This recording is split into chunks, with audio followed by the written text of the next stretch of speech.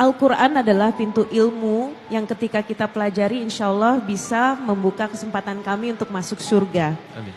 Lalu Ustadz, bagaimana seharusnya adab kami terhadap Al-Quran? Lalu apa hak Al-Quran dan apa yang akan terjadi jika kita tidak mengamalkan hak tersebut? Baik. Teman-teman sekalian, saya ingin buka dengan satu berita gembira. Tadi saya sebutkan ada orang yang dipanggil-panggil oleh semua pintu surga kan? Dengan amalan tadi. Nah, ada yang lebih hebat lagi. Hanya satu golongan saja, tidak ada yang lain. Orang ini bukan sekedar dipanggil, tapi saat masuk surga dari semua pintunya, ada yang ditontonkan oleh Allah di seluruh penghuni langit dan bumi. Semua menyaksikan. Ada anak yang bisa menggandeng tangan kanannya bapaknya, kirinya ibunya, di sampingnya istrinya atau suaminya, di belakangnya anak cucu keturunannya. Semua keluarga besar digandeng ke surga.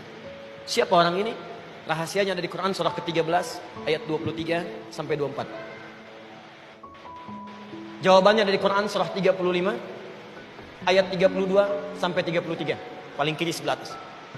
Perhatikan kalimatnya.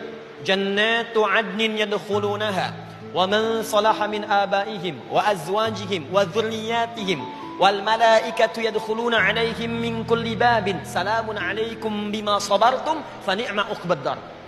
Kata Allah, ada orang-orang yang akan masuk surga melalui surga Aden. Dia gandeng bapaknya yang soleh beriman. Dia gandeng ibunya yang soleh. Orang lain sibuk dengan dunia, orang tua ini berinvestasi dengan akhirat. Dia gandeng suaminya, gandeng istrinya, semua keluarga di belakang. Hebatnya, ketika masuk semua pintu surga, malaikat menyambutnya di setiap pintu surga. Kata malaikat, salamun alaikum bima sabartum. Selamat ya kamu masuk ke sini. Anda karena sabar saat di dunia. Sabar saat lelah, sabar saat dicaci, sabar saat malas. Selamat Anda bisa masuk sini. Siapa orang-orang ini? Quran surah 35 ayat 32 sampai 33. Tsumma awrasnal kitaba alladziina istafaina min ibadina. Kami wariskan Al-Qur'an kepada hamba-hamba pilihan kami. Ketika mereka dipilih oleh Allah dan mengamalkan Qur'annya, maka jawabannya di ayat ke-33. Jannatu, dengan kalimat yang sama. Jannatu adnin yadkhulunaha. Ahli Quran ini akan masuk ke surga Aden. Bedanya dengan ayat yang ini, diberikan tambahan bonus di sini. Yuhallawna fiha min asawir. Orang-orang ini saat akan masuknya diberikan perhiasan dulu. Jadi kepalanya diberikan mahkota, diberikan jubah, dibedakan dengan yang bukan ahli Al-Quran.